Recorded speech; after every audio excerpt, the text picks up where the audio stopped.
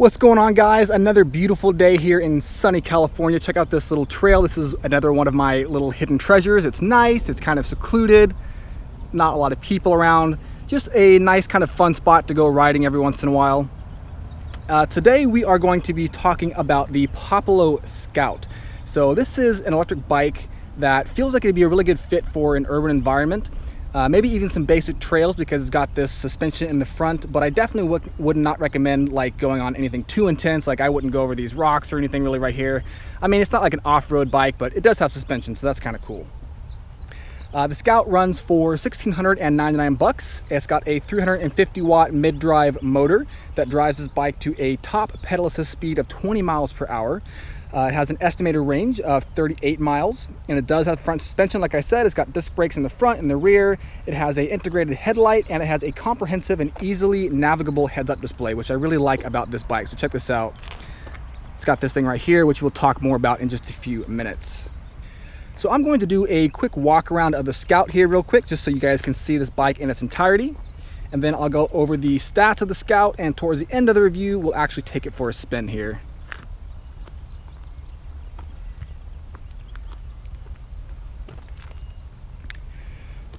So the handlebars on the Scout are made from aluminum alloy, and they're pretty loaded up with gear. There's quite a bit of stuff here on the handlebars. So we've got ergonomic grips here on both sides, and it looks like they are made of kind of like a synthetic leather. They've got nice stitching here on both of these. There is one thing I wanted to point out real quick on the grips, and that is that the right grip out of the box was loose for me, so you can see it turns here under a little bit of pressure. Not a huge deal. This is probably something that could be resolved, pretty quickly with like some tape. You just wrap some tape around the handlebar itself and then slip this back on, and the pressure would probably keep it in place. But it's just something I wanted to note. Out of the box for my Scout, that's what it looked like for me. So there is also a little thumb activated bell right here on the front. This is what it sounds like. Right, so not too bad. So the bell is nice because you can use it to alert people that you're coming up behind them instead of just zooming past them and kind of surprising them and catching them off guard. So I like that it has that. And so then over here we've also got the Shimano M310 8-speed thumb activated gear shifter. So you push this to move the gears, and then we got another trigger on the other side here.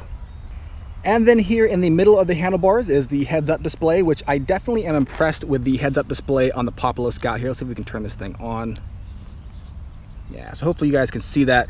So the heads-up display here has quite a bit of information, tells you a lot about what's going on with the bike. You've got your current speed, top speed, average speed. It has a tripometer built in. It's got an odometer, tells you how much battery is left. And I also want to mention that the battery indicator here on this thing, it's this little spot right here. Hopefully you can see it on the left-hand side. The battery indicator is really accurate as far as telling you really how much battery you have left. So it's got 10 hash marks, and I'm guessing that each hash mark represents 10%. So what I noticed is that when it got down really low to the last hash mark, pretty quickly after that the bike actually powered off. And that's something that I noticed with a lot of electric vehicles. It's actually not very accurate, the battery indicator, and a lot of times it'll say that I've got like 10% left, but really it's got almost like 50% left, and I can keep going and keep going, and I just never really know how much battery I have left. But with this, it's really, really accurate, so I like that. And then the last thing that the heads-up display tells you is whether or not your front headlamp is on or off, and it also tells you what level of pedal assist you are in. So you can go from levels 1 to 5. You can see right now it's on level 1 right here on the bottom. And then over here on the left side of the handlebars, we've got this little control center. So this is actually how you navigate through the heads-up display right here. So the heads-up display is just an LCD screen. It's not actually interactive. You can't tap on it to tell it what to do. You have to control everything right here, and that's not an issue or anything, but that's just how you operate this heads-up display right here. So on the left-hand side, you've got the up and down arrows, and that's how you go through the pedal assist modes. Down here is the info button, and if you press that, that will change what the readout looks like on the heads-up display, so you can cycle through all the different options of what you want to see at a glance. This top button right here toggles the lights on and off, and then the middle button is how you power on and off the Populo. So I like these buttons because, as you can probably hear, like there's a audible click when you press them, and there's also kind of a little bit of like a feedback, like a physical feedback when you push them. You can feel it. So it's nice, it just gives you a little bit of reassurance that, oh, okay, I actually did press this button, just let you know kind of exactly what's going on. So one small issue I did want to point out about the control center right here is that out of the box for me, it did not come with the little screw that secures this thing in place. So again, not a huge deal, kind of like the grip on the right hand side there. You know, it's just something where it didn't come with the Scout, but you could probably find a screw around the house, throw it in there, and then secure that thing up nice and tight. And on the front of the handlebars, we've got the adjustable brake levers on either side that lead down to the front and rear 180mm disc brakes. So there wasn't any brake rattle out of the box with my Scout, but there does feel like there's kind of a little bit of sponginess in the brake levers. So that's probably just another thing I'll end up adjusting here on the Scout at some point. Not a big deal, you know, it's something that you can easily adjust, but again, just wanted to point that out. Now, another thing I wanted to point out on the stem here real quick is that on my Scout, the stem is actually pretty tight. Like, it's so tight that after a while of riding, it kind of gets a little bit uncomfortable. I don't know what the deal is with it. I tried loosening the screw right here that connects the stem to the frame, and that didn't really alleviate any pressure. I also took this thing into a local bike shop to see if they could diagnose it. They took off the stem here, and they said that the star nut inside the frame is a little bit crooked, a little bit off center, and that might be putting pressure on the inside of the frame, which might be causing these handlebars to be really tight. They weren't really certain about it, but I don't know if that's like a style thing with Populo, like if they like, you know, really tight handlebars, or if maybe that's just an issue with this individual, like this specific unit right here. I don't really know. It's kind of hard to show like how tight it is. I'm gonna try to just kind of pick this thing up with one hand and show you that, you know, if you tilt it to one side, like the handlebars, they don't move at all. Like they're stuck in place, and it takes quite a bit of pressure to kind of move them around. And then if we hop back over here to the front of the bike, this is where we've got the integrated LED headlamp right here. So really, this thing only serves as kind of like a running light, not a whole lot else. I mean, I didn't feel like it really illuminated my path that much. You know, I couldn't really see where I was going at night. I ended up putting my headlights on there. I use bright as day headlamps, and they're really, really bright. They're 5,000 lumens each, so I mean, they pretty much cut through the darkness. So, you know, again, it's like a little plastic headlamp. It's got a plastic cover right here and one little LED. It looks like it's a plastic reflector inside as well. So, you know, not super high quality, but I mean, the good news is that this is here, so it does increase your visibility at night, and so I definitely do appreciate that feature.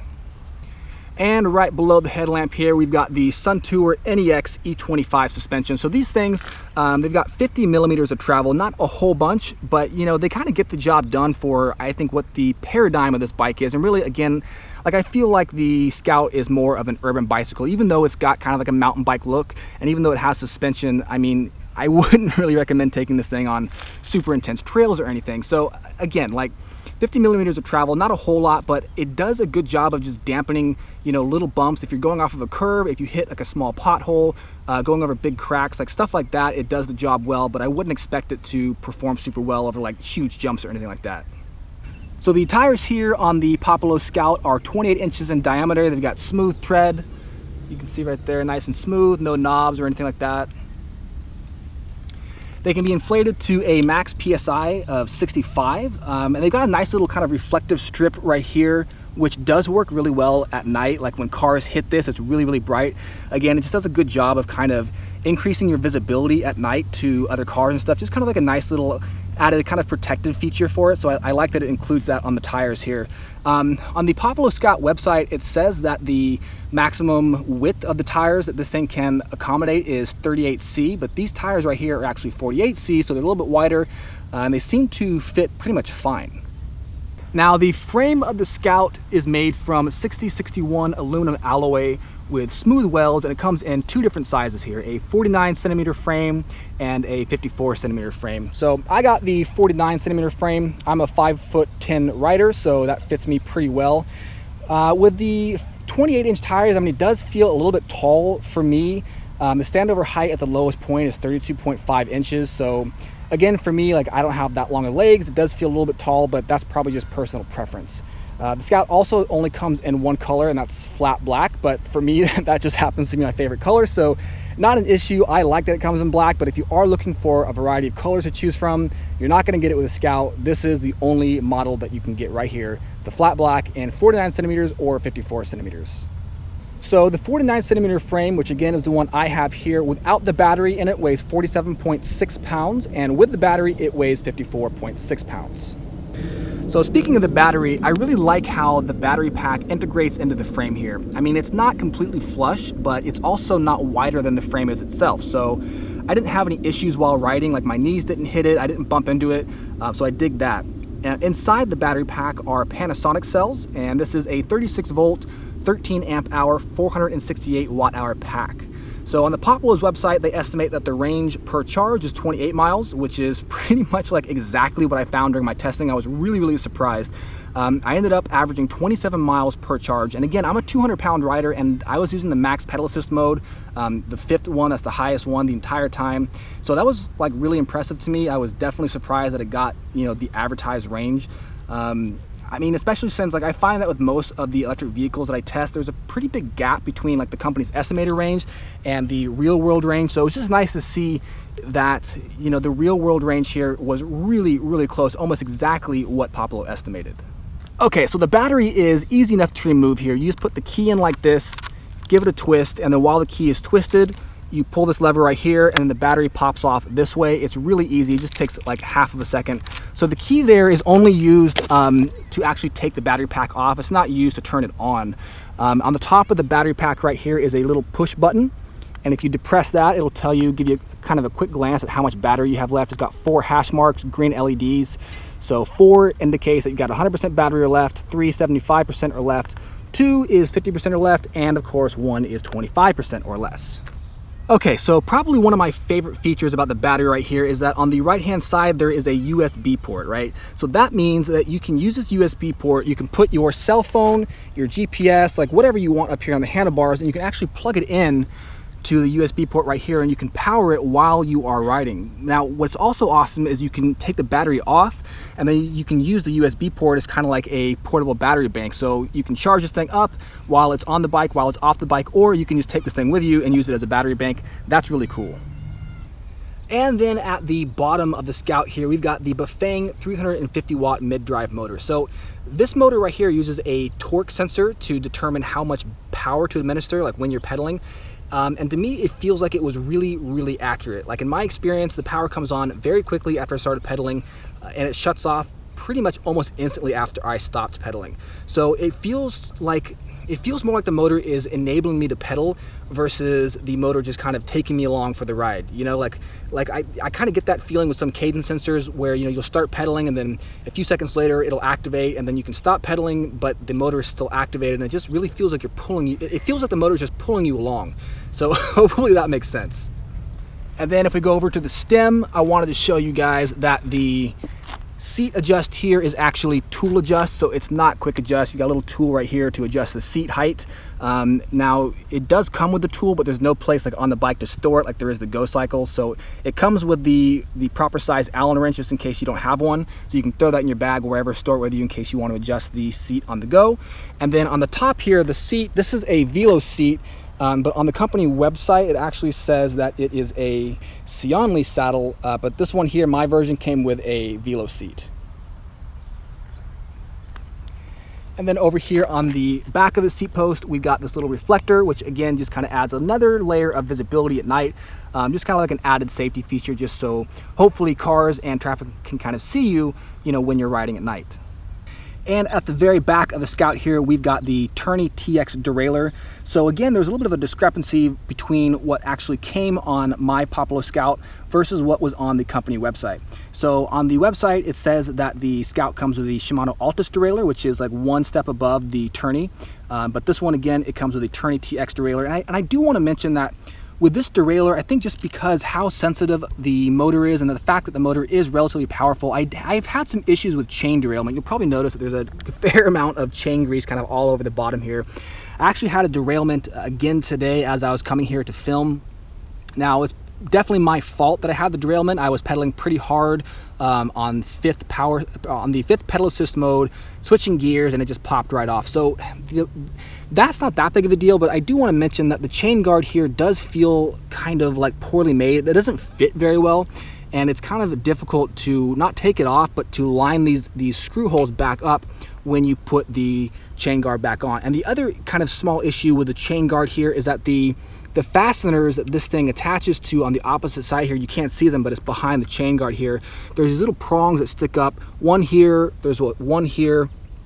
And the problem with that is that when you do get a derailment, the chain will get caught in between the it'll kind of get caught in between those little pieces, and it gets really stuck, and it gets really difficult to free it up. So yeah, that was my experience with it. Again, partially my fault for pedaling, you know, pretty hard under the highest pedal assist mode and switching gears at the same time. So I guess what I would advise is, you know, with this bike, at least in particular, you know, you got the turny derailleur, which is kind of a lower end derailleur. You got a relatively powerful motor that's very sensitive. So I would definitely recommend, you know, if you're going to switch gears, like let off the gas a little bit. Don't pedal really hard when you're switching gears, because you can run into the problem of train derailments like I had. Okay, and the last thing I wanted to point out before we go on a test drive with this thing is the adjustable kickstand here. Out of the box, mine was pretty loose. I just had to kind of tighten these bolts up right here, not a big deal. You can adjust it on the other side. It's a tool adjust. You can raise or lower this little plastic piece right here. When you're not using the kickstand, it just pops up. That's what it looks like. And then when you want to deploy it, you just kick it down. And you know, it's pretty stable. Okay, it's getting kind of hot out here. Okay, enough talking for now. It's time to take this thing on a test drive. I will show you how the motor sounds, show you what switching gears feels like, and we'll see if we can find a hill or two. All right, time to go for a test drive.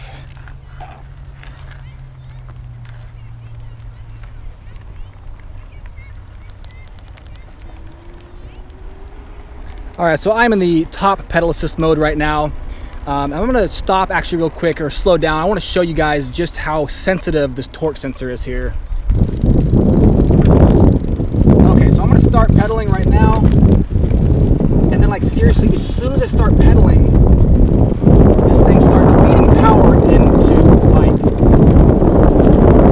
Okay, stop pedaling, and it shuts off almost instantly. Okay, now what I want to do real quick is I'm starting off here in first gear. If you guys can see that.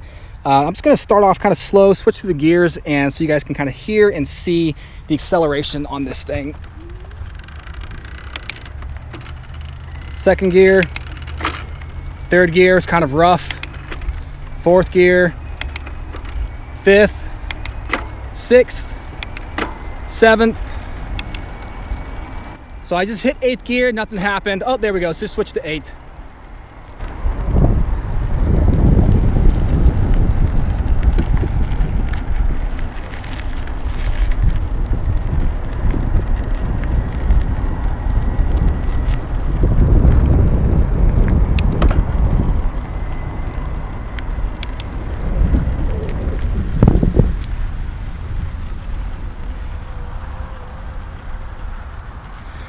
So kind of like I did with the Go Cycle GS test, I wanted to take this through some grass just so you guys can see really how easy it is to pedal through grass with this.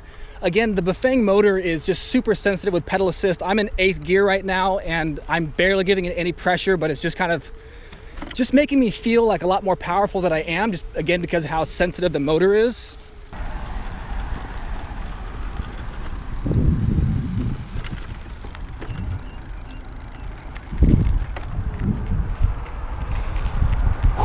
Okay, the last thing I wanted to show you guys is one little hill climb. It's kind of an off-road section, so I guess it's kind of one of those things where do as I say, not as I do. But I just wanted to show you guys kind of the hill climbing capability of this thing. This will be the first real off-road thing that I've done, so I don't know how it's going to go. We'll find out. Okay, here we go.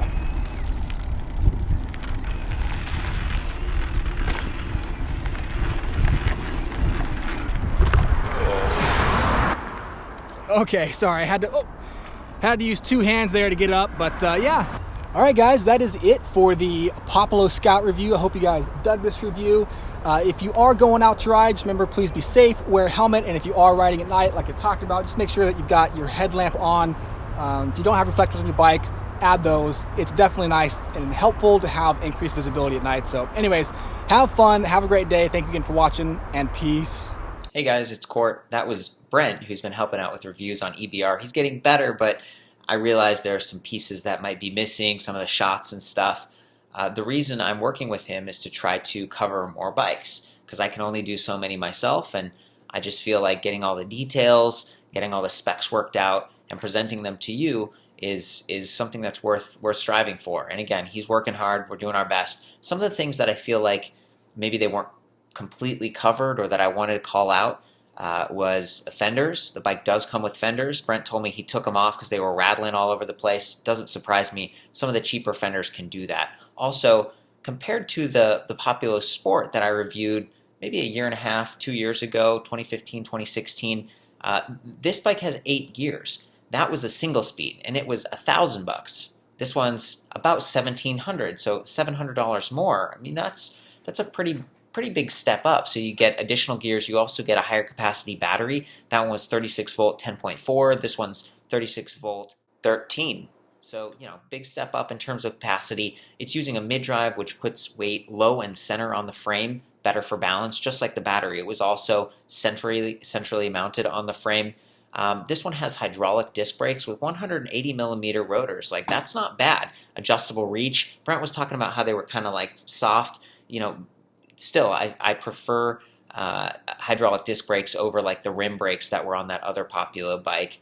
All in all, yeah, it's a more affordably priced and spec'd bike. It was neat to see the reflective tire stripes. Nice that it has an integrated headlight. Even if it's not going to completely illuminate the path, it'll keep you seen. It didn't have a rear light from what I saw in Brent's review. So, you've got that reflector. It'd be nice to have a rear light, but if you put one on the seat post there, just make sure that your coat doesn't hang down and kind of like block the light. Those are a couple little extra things. I do like the display panel, and the Bafang Max Drive is one of my favorite, more affordably priced mid-drives because it is so quiet and it's dynamic. It's using, pedal speed, wheel speed, and torque. So it's torque sensing, and that's why Brent, this was the first time he's ridden one of those, he was like, yeah, this is kind of cool. It's responsive to me. He's ridden a lot of other electric bikes that are maybe a little cheaper. They tend to have a throttle, but this was a Class 1 electric bike. Could be ridden in more places. And the suspension fork, one of the things I noticed, it didn't seem to have a lockout. It was just preloaded just. You take the little cap off and mess with the kind of the setting. So it's definitely more basic. And in the rear, it didn't have quick release there either. So it's kind of like, some of these trade-offs, maybe it needed to be tuned up because the derailleur was a little bit more basic. But it was nice that overall it looks pretty cool, and they're keeping the price low so more people can get into an electric bike. And you got fenders, you got a light. It's like, yeah, not bad. It's mostly just, for me, the big takeaway was hydraulic disc brakes built around a Bafang Max Drive, a company that's been around for over a year now and is looking to expand. If you bought it from a shop, hopefully they'd have these things worked out and maybe they could help you service it. I know Populo is trying to grow their dealers, but if you bought it and got it shipped to you, kind of like in Brent's case, then yeah, it can get banged up a little bit more in the box. So anyway, feel free to chime in the comments. We've got all the specs as best as we could back at the site, and he's been doing the write-up for the bikes he reviews as well. So again, I know there's a bit of inconsistency, but I feel like it'd be nice to cover more bikes, and he's doing his best. So give us your feedback. We'll take it into consideration. We'll keep doing our best. Ride safe.